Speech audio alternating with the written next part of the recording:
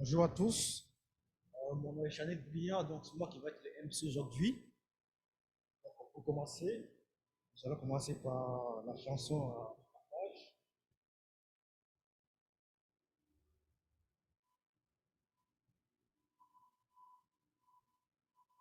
Et donc, je vais vous demander de vous lever pour chanter à cette musique.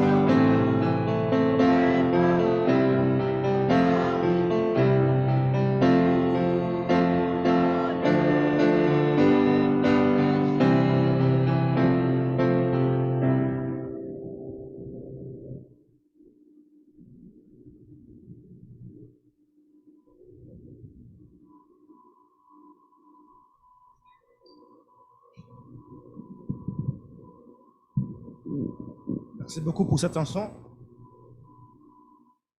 Là, ça va être le temps de la prière, donc je vais inviter le service. Donc, prions.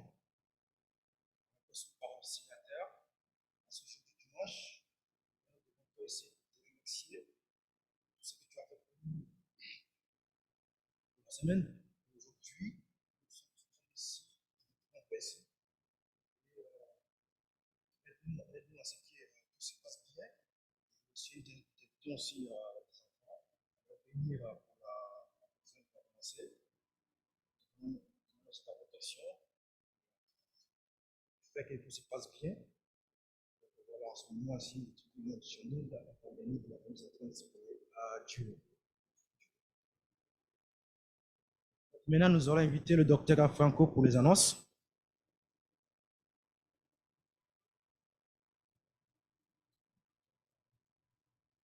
Bonjour tout le monde, ça va bien? Aujourd'hui, c'est le 21 de mai. Alors, nos félicitations à Robert et Joanna Duffy sur leur 45e anniversaire. ouais, mais ils ne sont pas ici. Peut-être qu'ils sont en ligne. Ouais. Alors, je me rappelle parce que j'étais en Angleterre dans ce temps-là, alors ça fait 45 ans. Voilà. Et deuxièmement, peut-être vous avez entendu les nouvelles dans notre mouvement. euh, il va y avoir une réunion de communauté cet après-midi, le lunch aujourd'hui. Alors, vous pouvez participer. Je vais partager plusieurs choses concernant la Corée, concernant qu'est-ce qui se passe dans les dernières semaines au plan international.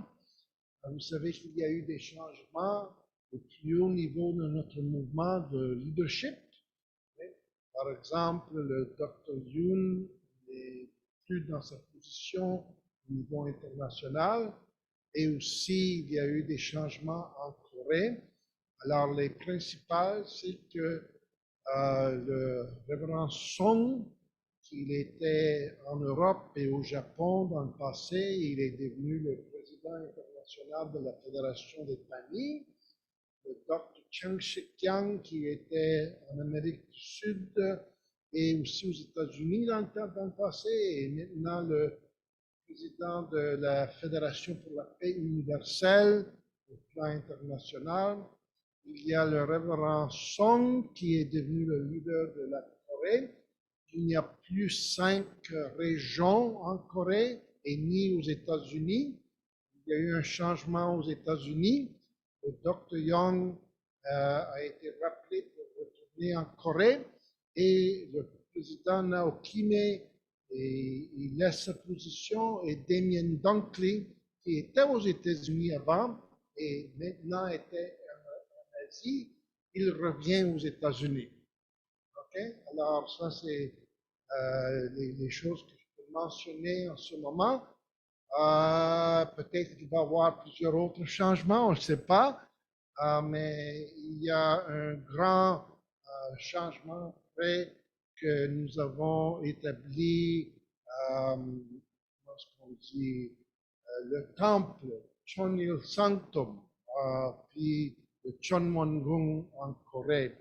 Je ne sais pas s'il y a des changements en Afrique. Je sais qu'en Asie, ils ont réunifié le continent, alors sauf que la Corée, le Japon, tous les autres pays de l'Asie et du Pacifique deviennent une région, puis c'est le révérend Hori, qui est une deuxième génération qui est responsable pour toute l'Asie, de l'Afghanistan à l'Inde jusqu'à la Nouvelle-Zélande. Hein? Alors, beaucoup de choses. Puis hier, il y a eu un workshop pour la deuxième génération. Je sais que Hyun-Myung, puis Janine, puis Pierre ont été les conférenciers, puis un très bon groupe d'une quinzaine de jeunes.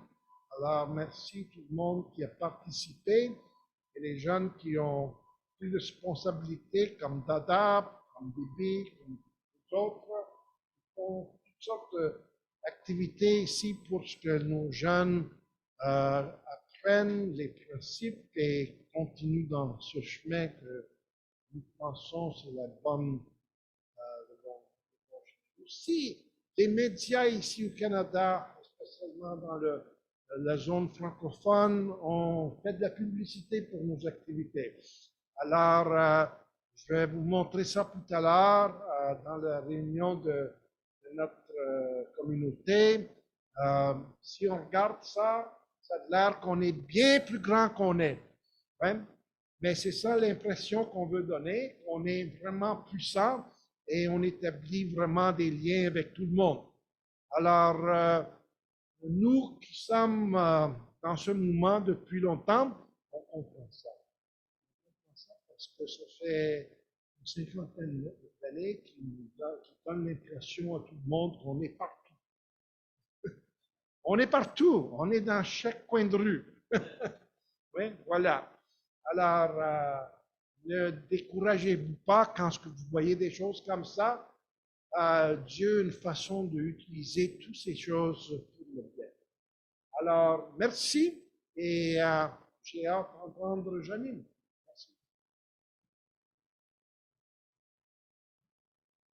Encore une fois, merci, Dr. Franco. Maintenant, ça va être le temps de la deuxième chanson. Donc, ça va être Omedou Zagnon. Nous invitons à la chorale.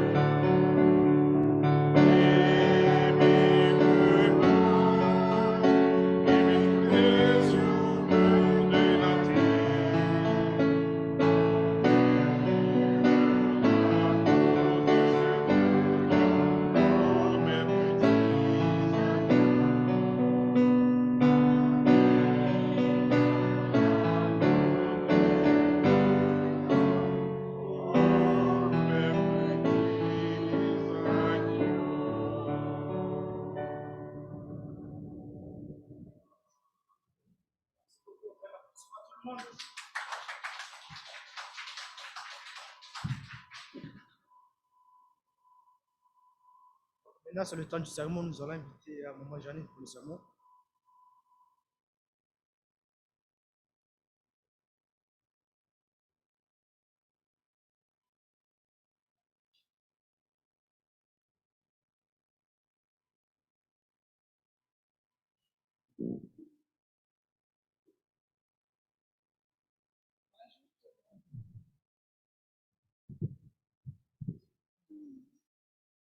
J'espère que vous allez bien ce matin.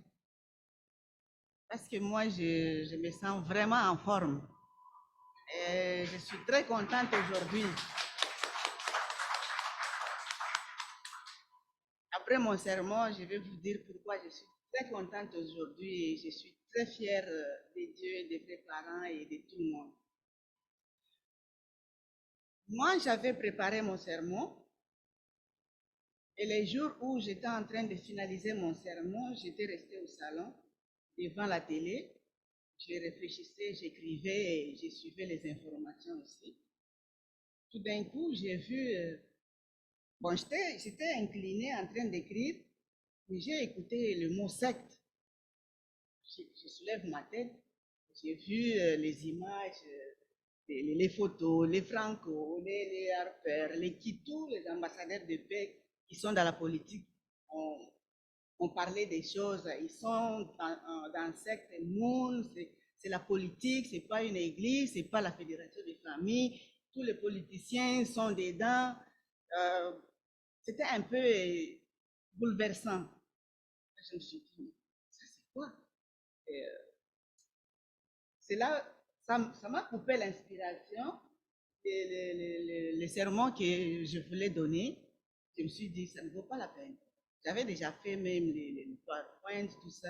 J'ai dit comme ça, directement, j'ai eu une autre inspiration. J'ai dit, alors, je vais partager cette inspiration que j'ai eue et ma réflexion aussi par rapport à tout ça, par rapport au cheminement de l'Église, par rapport aux efforts des vrais parents, par rapport à ce que nous sommes et ce que nous devons faire pour que ces choses-là arrêtent. Est-ce que nous serons capables d'arrêter ces gens-là qui, jusque-là, malgré tous les efforts, la souffrance, l'indemnité que notre Père a payée, combien de fois il a été emprisonné, torturé, mais pourquoi jusqu'à aujourd'hui, ces histoires-là vont continuer? Hein? Ils ont publié la photo de notre mère, qui voilà, c'est sa femme, et on l'appelle vraie mère de l'humanité. Ah, ça m'a beaucoup touché. J'ai dit, mais pourquoi tout ça? Si je recule un peu en arrière, pendant la bénédiction des 30 000 couples, parce que moi je suis des 30 000 couples, notre Père avait dit, vos enfants gouverneront le monde. Et c'était vraiment la fierté de notre Père de réaliser une grande bénédiction avec beaucoup de gens qui ont regroupé les différentes nationalités, différentes races, différentes cultures. Alors pour lui, c'était déjà un fondement solide pour casser toutes ces persécutions, tout ça. Mais, à ma grande surprise, c'est quoi? Nous, là, les 30 000 couples, moi je pense, j'ai 4 enfants. Bon, disons les 4 enfants que vous voyez. Normalement, je devrais avoir 6 enfants. Parce que j'ai perdu un enfant entre Wanil et Dada. Il a survécu juste 22 heures après la naissance. Et après celui-là, j'ai fait une fausse couche de 4 mois. C'était un garçon, mais moi je disais 4 mois. Mais quand l'enfant est sorti, il était déjà bien formé. Et c'était un garçon.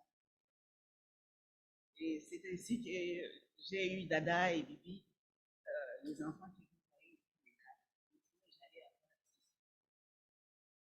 Mais si on compte toutes les familles qui font partie des 30 000 couples, par exemple en Afrique, juste en Afrique, il y a les familles qui ont eu 7 enfants, 8 enfants, même 10 enfants, qui vont devenir. Mais si aujourd'hui la persécution continue, nous devons nous poser des questions. Nous devons nous poser des questions. Nous savons que Dieu, pourquoi est déjà? Ah, ok.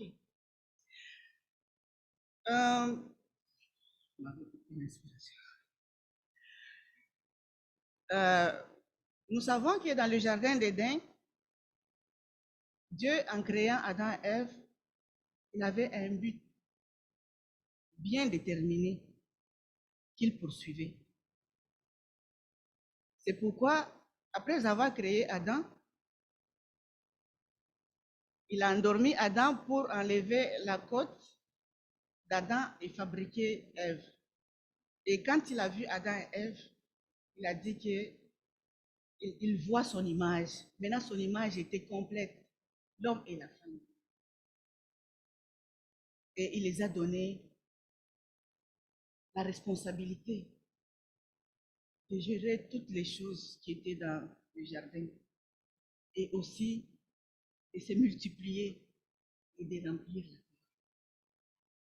Mais tout ça là, malgré lui-même qui était le Dieu, qui avait le pouvoir de dire aujourd'hui vous faites ça, demain et après-demain, non. Il voulait qu'il suive les étapes. Il devrait passer les 3 stades de croissance. Mais comme avant d'avoir Adam et Ève, Dieu avait des anges qui travaillaient avec. Et ces anges-là connaissaient déjà le plan de Dieu. Que non, si on laisse ces enfants-là, on va perdre notre amour. Parce qu'il va beaucoup aimer ces deux-là plus que nous. Et c'est ainsi qu'il y a eu des problèmes. C'est comme si ils ont fait coup d'État à Dieu vis-à-vis de ses enfants. Ils ont détourné les enfants de Dieu. Et Dieu a versé des larmes. Versé des larmes. Mais il ne pouvait pas faire autrement parce que ces enfants-là, ils avaient déjà reçu la parole, ce qu'ils devraient faire. Mais ce n'est pas Dieu qui devrait faire à leur place. Ils avaient la responsabilité de réaliser les commandements que Dieu les a donnés pour qu'ils puissent se qualifier. Mais arrivés au stade de croissance, ils ont failli. Pourquoi? Parce qu'ils ont manqué confiance à leur père. Ils ont accepté la parole d'une autre personne qui les a induits en erreur. Et vous savez, pour induire quelqu'un en erreur, ça ne demande pas grand-chose. Qu'est-ce que Satan a dit à Adam? Tu as vu ce fruit-là? Ah non, ça mon père a dit, si je mange, je vais mourir. Toi là, tu penses que ton père est criminel? Hein? Est-ce que tu penses qu'il peut mettre du poison pour que tu te tues avec? Non, c'est pas vrai. Il faut essayer. Et maintenant, quand Adam et Ève ont essayé, mais finalement, ils ne sont pas morts. Et voilà, donc, notre père nous a menti. Vous comprenez? Mais, étant donné qu'ils étaient vraiment des enfants de Dieu, ils avaient toujours cette communication-là intérieure. Leur conscience les a dit que non, non, non, vous avez mal fait. Et c'est en ce moment-là qu'ils se sont retrouvés qu'ils n'avaient pas d'habits et ils ont vu même la différence qui existait entre les deux. Parce qu'avant, ils vivaient sans connaître que moi, je suis garçon, l'autre est fille. Et c'est en ce moment-là, leurs yeux se sont ouverts, ils ont vu. Et qu'est-ce qu'ils ont fait? Ils sont partis se cacher. Pourquoi? Parce qu'ils se sentaient déjà mal. Ils ont vu qu'ils ont mal fait. Quand bien même ils ne sont pas morts physiquement, mais ils ont mal fait et ils avaient honte de rencontrer leur père parce qu'ils l'ont déçu. Et maintenant, quand Dieu est venu, oui, c'est vrai, Satan est passé par Ève. Mais Adam n'était pas obligé de se rallier à Ève. Mais maintenant, quand ils se sont retrouvés dans leur coin, et Dieu les a appelés. Bon, d'habitude, Dieu appelle Adam, parce que c'est lui qui est comme le leader. Adam, où es-tu? Ah, c'est la femme que tu m'as donnée. Moi, je t'ai donné une femme. Je ne t'ai jamais donné une femme. Alors Dieu a été déçu jusqu'à tel point qu'il les a chassés. Mais comme c'est un parent d'amour, il ne pouvait pas les chasser définitivement parce qu'il avait un but à atteindre. C'est pourquoi il a commencé le processus pour les récupérer. Mais malgré tout ça, il a versé beaucoup. Il a versé beaucoup. Nous arrivons au temps maintenant de nos vrais parents. Notre père a souffert. D'abord en tant que seul, quand il était seul, en tant que Messie seul, il a souffert avant qu'il puisse valoriser notre mère. Il a souffert, il a souffert. Mais il n'a pas renoncé. Il n'a pas renoncé à la mission que Dieu l'avait donnée. Moi, je me rappelle, c'était, je ne sais pas, aux États-Unis, on nous a raconté cette histoire-là qu'on venait pour les chercher, pour l'arrêter, les membres sont sortis, et, soi-disant, il n'est pas là, il n'est pas là. Quand il a écouté que c'est les gens qui sont venus pour l'arrêter, notre père est sorti. Il a trahi les membres qui le cachaient. Il a dit non, je vais partir. Et on l'a arrêté. Il est parti. Tout ça parce qu'il savait qu'il y a un prix à payer pour qu'il y ait la restauration. Pour qu'il y ait la vie, il y a un prix à payer. Et ce prix-là, c'est qui va payer ça? C'est lui.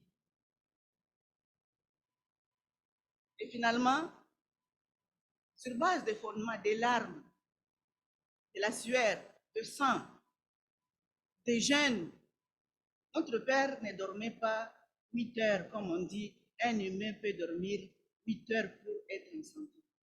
Notre père dormait 2 heures. Il avait 22 heures de travail et 2 heures pour le sommeil. Je pense que ceux-là qui ont rencontré notre père, ils ont vu comment notre père parle. Quand notre père commence à parler, il peut parler 6 heures du temps sans arrêter. Il parle, après il demande à ceux qui on évacue un peu notre mère peut aller se reposer, mais lui il continue à parler. Moi je me rappelle, en 1994, quand notre père est venu, les vrais parents sont venus au Congo, il parlait comme il faut l'interprétation. Le frère ivoirien qui interprétait en français. Alors, je ne sais pas si notre père comprenait le français. Il disait des choses, et maintenant, quand le frère interprétait, parfois notre père restait comme ça. C'est comme il sentait qu'il n'a pas dit ce que moi j'ai dit. Parfois, il partait, il est frappé. Vous comprenez? Pourquoi? Parce que son souci, c'est quoi? Transmettre la vérité, dire à ses enfants comment ils vont se comporter. Mais notre père était vraiment content de pouvoir organiser cette bénédiction de 30 000 couples qu'il a considéré comme si c'était le fondement pour la construction du nouveau monde, d'où nos enfants devront prendre la responsabilité. Alors, si tous nos enfants-là, ils ont 30 000 couples, ce n'est même pas 30 000 couples, c'était 30 650 et quelques. Mais on est resté 30 000 couples, et c'est vrai. C'est le Messie, c'est le Messie. Il a déclaré 30 000 couples, il voulait que ça reste un chiffre rond. Mais finalement, on a réalisé que c'est vrai, c'était 30 600, mais les 600 là, ce sont ceux-là qui sont partis accompagner les 30 000. C'est pourquoi il y a eu des cassures, des inquiétudes, des quoi, tout ça. Mais c'est sûr que là où nous parlons, les 30 000 existent. Ceux qui sont restés, les 30 000 existent. Mais si nous comptons maintenant les 30 000 couples qui sont stériles, qui n'ont pas eu de vie, même ceux-là qui n'ont pas eu des enfants, on les a donnés. Moi, j'ai vu 2 ou 3 familles qui ont donné leurs enfants pour ne pas aller loin.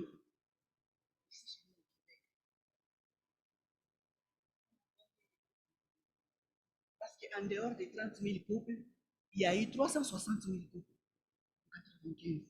En dehors de ça, il y avait même 400 000 couples. Et après, je ne sais pas. Oui, ça s'est multiplié. Là, il n'y avait pas des enfants, il n'y avait pas la seconde génération qui était à l'âge d'être bénie, à l'âge de procréer. Mais il y avait certains, mais ce n'était pas beaucoup parce que les couples de 82, de 89 n'ont pas vite fait des enfants. Certains avaient un enfant, 2 enfants. On ne peut pas compter cette seconde génération-là. Juste en commençant par la seconde génération de 30 000 couples, 360 000 couples, et remonter jusqu'à il y a combien de secondes générations? Et si ces secondes générations se tenaient debout, et que chacun prenait la responsabilité d'accomplir quelque chose. Parce qu'on dit, L'union fait la force. Une seule personne ne peut pas tout faire. Mais si l'autre attrape ici, l'autre attrape ici, vous allez voir qu'en peu de temps, vous allez réaliser grand chose. Hier, on était ici, l'autre soulève ça, l'autre soulève. Tout de suite, on a vu que tout est arrangé. Mais si c'était une seule personne, non, il va se fatiguer, il va laisser. Mais notre Père, il était seul, il n'a pas baissé les bras, il a continué. Maintenant, aujourd'hui, on a déjà ce fondement qu'il cherchait. Combien d'enfants bénis, si nous voulons faire les statistiques, hein? On a combien d'enfants bénis? Et combien qui sont debout pour aider notre Père à réaliser sa mission? Et maintenant, nous, en tant que parents, j'ai dit que Dieu a souffert en perdant Adam et Ève. Dieu a souffert, mais il n'a pas croisé. Il a fait tout pour récupérer Adam. Si Dieu avait croisé les bras, on n'aurait pas connu notre Père aujourd'hui. Est-ce que vous êtes d'accord avec moi? Si Dieu avait croisé les bras, parce que, oh, les enfants, ils m'ont désobéi, ils ont chuté. Je laisse. On n'allait pas trouver les vrais parents aujourd'hui. On ne serait pas là, vous et moi. C'est parce que Dieu a continué, il a pris son mal en patience. Il a développé son cœur d'amour, son cœur parental. Il est parti à la recherche de ses enfants. En allant à la recherche de ses enfants, voilà, il a trouvé notre vrai Père qui aujourd'hui nous a réunis ici. Et notre Père s'est réjoui. 30 000 couples. C'est comme il avait déjà calculé. Dans un couple, il y aura 10 enfants. 10 fois 30 000. Et même si nous prenons 2 enfants par couple, fois 30 000, nous prenons 360 000 fois 2. Les 4 millions, les combien? Est-ce qu'il y aurait encore des gens aujourd'hui qui vont dire secte, ceci, cela? Tous les politiciens là seraient les enfants bénis. Tous les politiciens là seraient les enfants bénis. Tous les directeurs seraient les enfants bénis. Hein? Moi, je ne peux pas accepter que moi, je suis chef et quelqu'un vienne dénigrer mon parti. Non. Comprenez? Tous les avocats, tout le monde serait enfant béni. Mais aujourd'hui, c'est vraiment la maladie. Et ma réflexion se base sur quoi? La dernière bénédiction. Est-ce que c'est un échec ou bien c'est un accomplissement? Il y a eu combien de couples? 8 000. On a combien d'enfants bénis? La seconde génération. Et même en dehors de la seconde génération, on continue de témoigner la première génération aussi. Parce que les 8 000, ce n'est pas seulement la seconde génération. C'est tout confondu. Les parents déjà mariés, la première génération qui ont été matchés et la seconde génération. Il y a même la troisième génération. Vous comprenez? Mais au total, nous sommes dans cette période de Tchonilou. Vision 2027. Nous sommes, ça c'est troisième année. Est-ce que nous sommes sûrs que dans les 4 ans qui restent, on fera grand-chose? Moi, personnellement, ce n'est pas que j'accuse quelqu'un. Moi, d'abord, moi-même, je m'accuse moi-même. Parce que je ne fais pas aussi grand-chose. Je ne fais pas grand-chose. Pourquoi? Parce que, compte tenu de ce que vous connaissez, je suis bloqué. Je suis bloqué. Je ne peux pas humilier. Parce que tu peux avoir envie d'aller témoigner. Je vais aller témoigner. Maintenant, nous parlons en termes de famille. La Fédération des familles pour la paix mondiale. Et maintenant, je peux témoigner bien, je parle. Venez, venez. Qu'est-ce que... Mon mari est où? Qu'est-ce que je vais dire? Si je témoigne un couple, je témoigne une famille. Mais pourquoi tu viens nous dire nous? Tu n'as pas l'exemple. Comprenez? Ça me touche. Ça me choque. Comprenez? ça me touche, ça me choque. Quelle que soit la détermination que je peux avoir d'aller témoigner, d'aller parler. Mais je ne serai pas capable. Je ne serai pas capable de convaincre. Pourquoi? Parce que je ne suis pas modèle. Est-ce que c'est parce que je l'ai voulu? Non. Mais j'accepte. J'accepte. Mais vous, les familles, côte à côte, c'est quoi l'excuse? C'est quoi l'excuse? Mais les enfants bénis, c'est quoi l'excuse? Moi, j'ai même de la misère avec mes enfants. Tu cherches à matcher avec quelqu'un, vont dire, mais leur papa est où? Vous comprenez? C'est comme la peste dans ma famille. Mais c'est Dieu qui connaît mon cœur. C'est Dieu qui connaît ma valeur devant lui et mes accomplissements. Mais vous, vous êtes les deux parents de vos enfants. Mais les enfants sont où? Ici. Non. Est-ce que vous croisez les bras? Est-ce que nous portons la croix de Jésus? Nous portons la croix des vrais parents? Est-ce que nous aimons nos enfants? Je dirais non. Je dirais non. Et pourquoi nous sommes ici? Parce que Dieu a trouvé que c'était difficile de vivre seul sans ses enfants. Il est parti jusqu'à l'enfer chercher ses enfants. Qui nous sommes aujourd'hui? Nous sommes les résultats de la chute. Chacun faisait ses choses dans son coin. Nous, la première génération, notre père a dit, je vous ai ramassé dans la poubelle. Si je vous ai ramassé dans la poubelle, je vous amène. Ne me demandez pas encore de dire que, oh, paye-nous le transport. Non. Contentez-vous de là où je vous ai mis. Parce que je vous ai sorti dans la poubelle.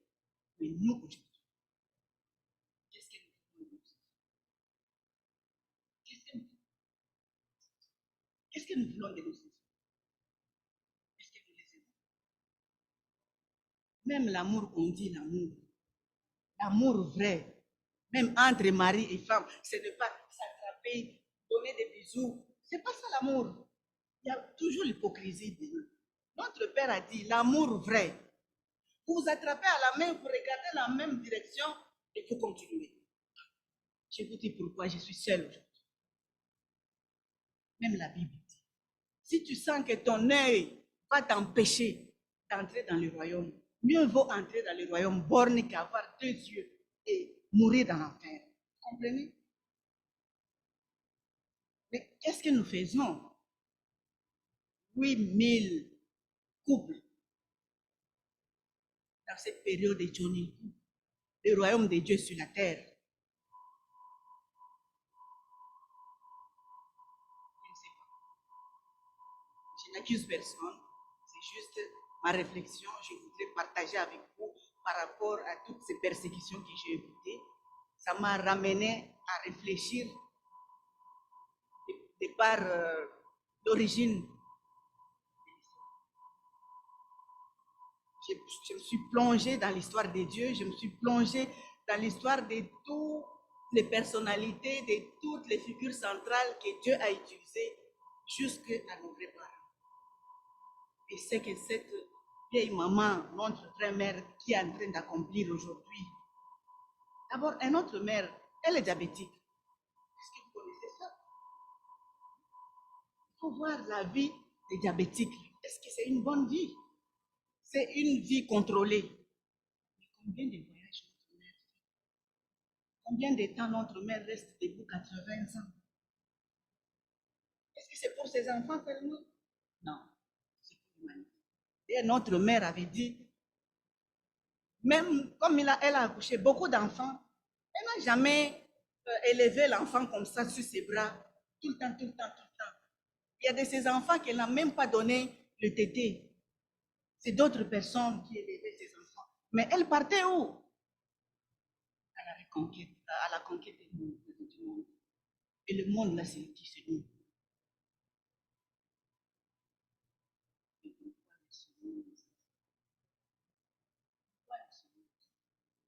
qu'est-ce que nous venons faire ici? Qu'est-ce que nous avons? Nous, là, Dieu nous a utilisés comme des instruments. Nous sommes des instruments que Dieu a utilisés. Maintenant, protégeons ceux-là sur qui Dieu braque ses yeux. Protégeons-les, guidez-les. Moi, je trouve bizarre, je ne sais pas comment mon enfant à moi va me dépasser. Comment mon enfant à moi va se rebeller contre moi? Tu te rebelles, oui, je dis. Ok, je le laisse. Mais demain, je reviens. Ah, laisse-moi tranquille, je te laisse. Après 2 heures, viens d'abord, on va parler. Ah, je n'ai pas le temps, demain, je t'appelle. Pour finir, c'est quoi? Ah. Qu'est-ce que tu veux? Comprenez? Il vient, l'église. Il vient. Et notre Père a dit, nous, l'église de l'unification, là, les membres de l'église de l'unification, aujourd'hui, Fédération des familles, il a dit, on peut faire les hometown, le home church, parce que nous sommes famille. Est-ce que dans notre catégorie, là, nous pouvons faire ça? Et c'est ça qui a tué tout le monde. C'est ça qui a tué tout le monde. Parce que si un enfant n'est pas habitué à être levé le matin, lève-toi, on va aller à l'église. Oh, on va faire le pied à la maison. Mais il reste couché. C'est difficile. Je pense que ceux qui étaient là hier ont écouté les témoignages des mions d'Afrique. Ceux qui se donnent là, les parents qui se donnent. Tu es dans ma maison, tu ne restes pas couché au moment où moi j'ai prié. Tout le monde au salon ici. Tu somnoles, tu dors, mais tu es là présent. Tu écoutes, tu n'écoutes pas, tu es là présent. Tant que tu es avec moi. Vous comprenez? Mais je ne peux pas dire que reste couché, moi j'ai pris. Moi, qu'est-ce que j'ai à foutre encore avec ce monde-là? Hein? J'ai déjà dépassé demi-siècle. J'ai encore l'avenir que je vais préparer, que je vais prier. Dieu aide-moi aujourd'hui. Non. Ceux-là qui ont besoin d'aide de Dieu, ce sont ceux-là qu'on laisse au lit. Ce sont ceux-là qu'on laisse à la maison. Est-ce que nous aimons les tuer ou bien nous sommes des mercenaires? Parce que là où nous sommes, là, nous devons jouer le rôle de bons bergers. Pas seulement pour les autres, mais pour nos enfants. Mais si nous laissons nos enfants, nous connaissons la seconde génération. Avant, on appelait enfants bénis. Tellement qu'on se juge, enfants bénis, c'est trop. Hein? Seconde génération, là, c'est pour temporiser. Comprenez? Parce que si on dit enfant béni, ton comportement n'est pas béni. Donc, c'est comme un jugement. Alors, pour camoufler, comme Jésus a dit, on a l'habitude de cacher nos péchés dans nos temps. Vous comprenez? Maintenant, pour camoufler, seconde génération, là, ça résonne un peu mieux. Ça ne donne pas de jugement. Vous comprenez? Parce que même tu rencontres ton ami qui n'est pas de l'église. Ah, on rencontre des enfants bénis. Et maintenant, si on a rencontré mon enfant béni, tu comprends? Comment je vais me justifier? Maintenant, si on dit seconde génération, même mon ami qui ne connaît pas l'église, il y a beaucoup de générations, il y a beaucoup de fédérations, il y a beaucoup d'associations. Vous comprenez? Ça ne pose pas de problème. Mais si tu dis béni, c'est un jugement. Pourquoi nous avons fait ça? Pourquoi nous avons enlevé cette position-là d'enfant béni? Pourquoi on a enlevé ça et adopté seconde génération? C'est ça qui excuse. Vous comprenez? Parce que l'enfant lui-même, si c'est je suis enfant béni, dès qu'il se retrouve dans une situation difficile, il y a la conscience qui va revenir. Ah, je suis enfant béni. Mais si il se reconnaît en tant que seconde génération, on ne parle pas de péché là. Vous comprenez? Je suis libre de faire ce que je veux parce que je suis seconde génération. Mais on est en train. Je vous dis, vous et moi, un jour, on aura des comptes à rendre. Parce que ça, c'est la responsabilité que notre Père nous a donnée.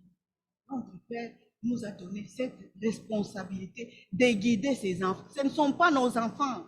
Nous sommes que des instruments. Nous aurons vraiment des comptes à rendre. Hein? Oui, le péché existe. Le péché existe. La Bible dit qu'on peut pardonner jusqu'à 77 fois. Comprenez? Est-ce que nous avons pardonné à nos enfants combien de fois? Est-ce que nous les avons expliqué que Dieu peut vous pardonner jusqu'à combien de fois? Revenez vers lui. Est-ce que nous les avons dit ça? Parce qu'il y a certains qui s'accusent. Ah, moi, je n'ai plus les statuts d'aller là-bas. Vous comprenez? Combien de fois nous les encourageons de revenir et se repentir? Et je vous assure, c'est quelque chose de spirituel. Et tous les enfants qui désobéissent, peu sont ceux-là qui se développent. Il peut avoir des diplômes, il peut avoir ceci, mais sa vie tourne à l'heure. Comprenez? Essayez de mettre les miroirs, les phares, les proviseurs. Il peut avoir des diplômes, mais ça tourne. C'est pas ce que notre père voulait que, et même à partir de 92, il avait dit, parce que nous, quand on a été témoigné, on nous a interdit. Moi, j'ai travaillé, j'ai abandonné le travail parce qu'il fallait que je travaille à l'église à temps plein. Ma mère spirituelle était à l'université en deuxième, il était en deuxième graduat, elle faisait la statistique. Elle a abandonné pour être à l'église. Tous les leaders de ma génération, tous ont abandonné l'école. Mais notre père a dit, la seconde génération doit étudier, doit étudier. Pourquoi? Parce qu'il avait l'idée de gouverner ce monde. Comment gouverner ce monde? Tu as la religion, il faut avoir aussi la connaissance de la science. Vous comprenez? Mais à quoi bon maintenant? Si je veux avoir le diplôme et que je tourne en rond. Je ne suis même pas capable de me servir de mon diplôme parce que spirituellement, il y a quelque chose qui tourne. Vous pensez qu'ils sont libres? Si on mettait seulement à évaluer chacun et chacune, la seconde génération qui est un problème, tous ont des problèmes psychologiques. Bon, on dit psychologique, mais du côté spirituel, c'est des problèmes spirituels. Comprenez? Et comment on va résoudre ça? Comment on va résoudre ça? Ça demande de chacun. Je n'accuse pas chacun. C'est juste une inspiration qui m'est arrivée les jours où j'ai vu toutes ces choses-là. J'ai dit, pourquoi jusqu'aujourd'hui? Pourquoi jusqu'aujourd'hui? Nous sommes combien dans ce monde? Nous sommes combien dans ce monde? Je pense que je vais m'arrêter là. Bon, la bonne nouvelle que je voudrais vous annoncer, que je suis très contente, c'est en finissant ici, je pars au Congo. Après 29 ans d'absence. Donc, c'est le moment où je me suis dit, je n'avais même pas planifié ça. Et le lundi, j'étais restée, je réfléchissais, je dis, il faut que j'aille. Là, en quittant ici, je vais aller à l'aéroport, juste pour 4 jours et après je vais retourner. Ouais. Mais parce que je ne peux pas laisser les enfants seuls, comprenez? Je ne peux pas les laisser seuls. Ce n'est pas parce que vous voyez mes enfants ici, vous pensez que ce sont des enfants mauvais. C'est le travail de chaque jour. C'est le travail de chaque jour. Hein? C'est le travail de chaque jour. Mais c'est juste pour accomplir la parole de notre Père, parce que notre Père avait dit, il faut aller à l'église. Rien que le fait de quitter sa maison et venir au centre, c'est déjà une bénédiction. Si vous me voyez chaque dimanche ici, c'est cette parole qui reste. Je ne viens pas pour écouter l'histoire de quelqu'un, pour écouter le témoignage de quelqu'un. Non, je viens, je me concentre, c'est la maison de Dieu, parce que les choses spirituelles,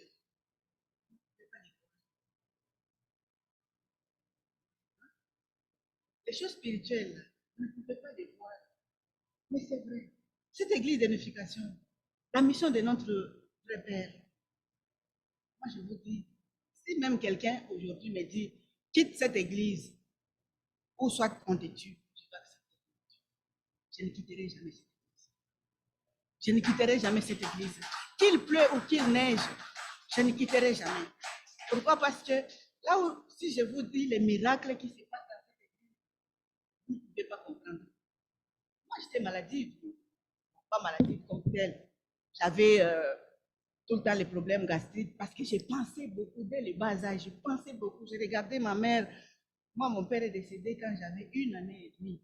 Donc, j'ai grandi avec ma mère, mais on était 12 à la maison et j'étais 12e. Et quand je voyais ma mère, c'était une femme battante. Quand je voyais ma mère, tout ce qu'elle faisait, on ne manquait rien à la maison. Hein. Mais moi, j'avais toujours pitié d'elle.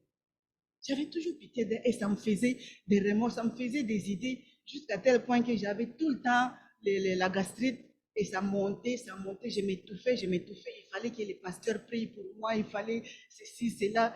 J'ai arrêté de manger tous les sucres. J'avais toute une liste qu'on m'avait donné des choses que je ne pouvais pas manger. Mais dès que j'ai accepté cette église, le leader me dit, tu vas faire le jeûne de 7 jours avant la bénédiction.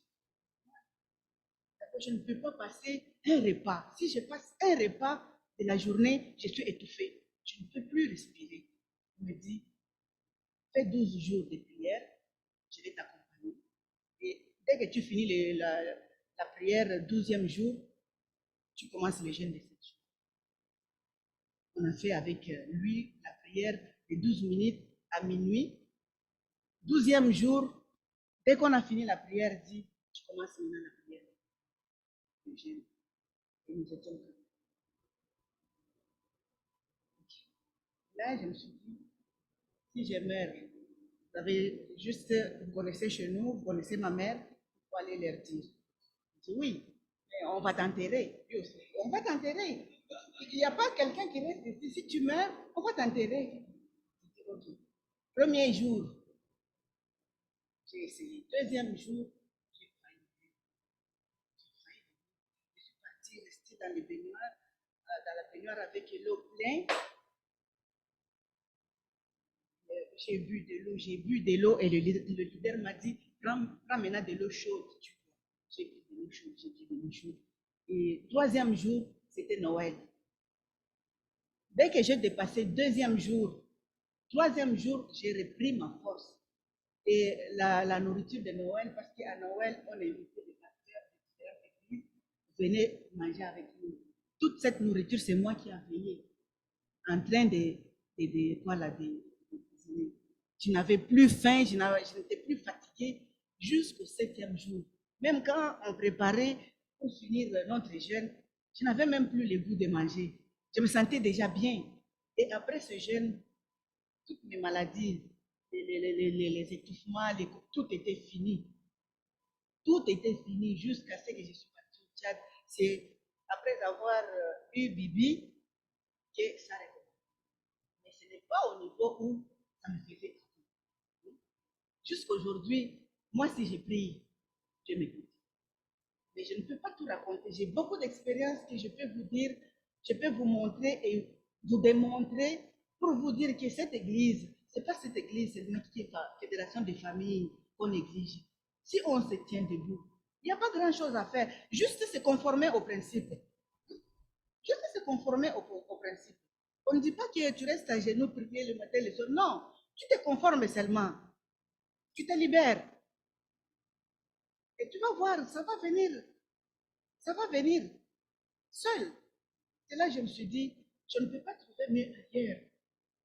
Ailleurs, j'étais obligée de me déplacer, aller chez le pasteur, et le pasteur mettait la main pour prier pour moi. Mais maintenant, si j'ai mal, je prie moi-même. Ou soit là où je suis restée. J'ai mal. Dès que j'ouvre mes yeux, tout a disparu. C'est pour dire que nous avons le pouvoir. Nous avons vraiment le pouvoir. Et ce pouvoir-là, c'est d'autres personnes qui voient ça en nous. C'est d'autres personnes qui voient ça en nous. Mais nous-mêmes, nous ne réalisons même pas. Nous sommes ignorants de ce que nous sommes. C'est ça qui nous fait souffrir. Mais en réalité, un moniste, ce n'est pas quelqu'un qui peut souffrir. Parce que toutes les choses nous appartiennent. Toutes les choses de la création nous appartiennent. Il suffit seulement de faire un geste et tu vas. Il y a Dr. Lee qui a donné l'expérience de monde spirituel.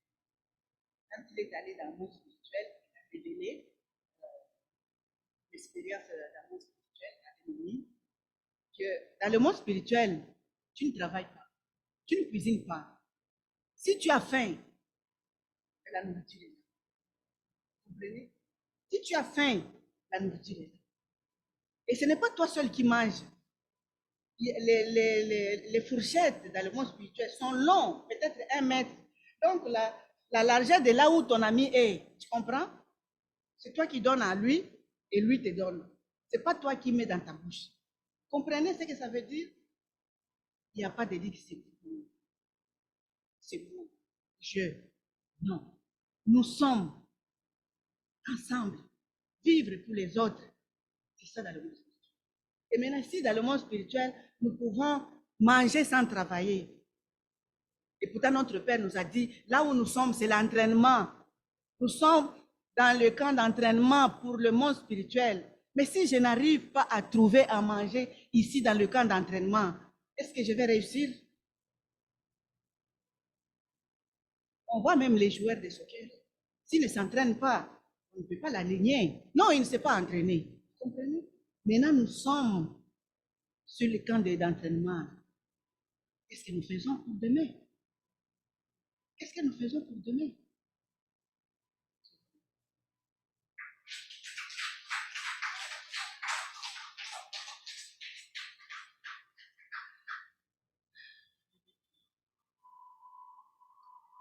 Parents cosmiques, parents du ciel et de la terre, c'est notre Père. Nous te sommes infiniment reconnaissants de ton amour si grand, si infini, de ta protection, ton assistance, tous les bienfaits que tu n'as jamais cessé de faire pour nous. En commençant par ce souffle de vie que tu nous donnes inconditionnellement, parce que nous ne sommes pas dignes, Père céleste. Si nous voulons nous mettre à compter ceux-là qui se sont mis au lit cette nuit et qui ce matin n'ont pas eu la chance de respirer, de se tenir debout, ils sont nombreux, Père. Mais pour nous, merci beaucoup. Nous sommes réunis ici. On a parcouru des kilomètres et des kilomètres pour venir ici, partager ta parole. Est-ce que nous sommes dignes pour mériter ce souffle? On ne sait pas. Mais c'est parce que tu nous aimes. Alors, notre Père, c'est une opportunité pour nous de pouvoir comprendre ton cœur et nous déterminer comment nous pourrions arriver à essuyer tes larmes, notre Père. Pour essuyer tes larmes, il faudrait que nous accomplissions notre responsabilité. Notre responsabilité, c'est quoi? C'est de devenir des bons bergers. Ces bons bergers qui gardent ces brebis dans le pâturage, qui les protègent et qui les ramènent à la maison. Mais si nous n'arrivons pas à le faire, notre Père, est-ce que nous serons différents des mercenaires qui aujourd'hui sont là pour détruire? Qui sont là pour détruire, remplir les poches pour ce qui est bien pour eux, dormir. Père céleste, est-ce que nous pouvons continuer comme ça? Encore une fois de plus, pardonne-nous, pardonne-nous, pardonne-nous. Nous voulons que cette parole que tu viens de nous donner, que cela puisse être comme un point de méditation pour chacun de nous. Que ce soit comme une période de transition où nous pourrions faire la rétrospection de ce qu'a été notre vie, de ce que nous sommes, de ce que nous deviendrons. Parce que nous sommes des responsables. Parfois, nous disons que Dieu ne m'écoute pas, Dieu ne m'aide pas. Non, c'est nous-mêmes qui te rendons impuissants. Parce que tu as 95% à nous donner gratuitement. Nous avons juste 5%. Mais pour réaliser ces 5%, c'est toujours difficile pour nous. Mais comment nous allons bénéficier des 95 qui sont pour toi? C'est pourquoi nous te rendons impuissants, parce que tu ne peux pas faire à notre place. Tu as ta responsabilité, nous avons la nôtre. Merci beaucoup. Je t'offre le reste d'activités que nous aurons faire. Et toute cette nouvelle semaine qui va commencer, que ce soit une semaine de réflexion, que ce soit une semaine d'engagement, une semaine peut-être de nouveaux départs, si nous voulons réellement, notre Père, renouveler notre engagement avec toi, renouer notre relation verticale, notre Père, et nous abandonner. Nous savons que tu es riche en pardon. Nous voulons vraiment nous tenir debout, notre Père, pour pouvoir emboîter les pas de notre grand-mère, qui aujourd'hui se retrouve sur la ligne de front. Parfois, c'est comme si elle est seule. Nous savons que spirituellement, tu es avec elle, notre grand-mère. Mais nous devons emboîter ses pas. Nous devons être à ses côtés. Même pas physiquement, mais spirituellement. Et comment nous pourrions le faire? C'est en accomplissant tout ce qu'elle nous demande de faire. En ramenant nos enfants vers toi. C'est nous qui les avons accouchés. Ce n'est pas eux qui nous ont mis au monde. Donc nous avons toute la responsabilité, nous avons toute l'autorité, nous avons tout l'amour à pouvoir donner et gagner leur cœur, notre Père. Aide-nous, seuls nous ne pouvons pas. Mais si tu es avec nous, si tu écoutes la détermination de chaque famille, de chaque parent, Père Céleste bien-aimé, tu pourras inspirer à chacun la stratégie, Père Céleste, le processus que nous pourrions entamer pour faire de sorte que nos enfants te reviennent. Je peux tout raconter, mais toi seul, tu sais ce que tu peux faire. Je t'offre cette au nom de tout le monde ici. Et à mon nom personnel, j'allais nous ordonner cette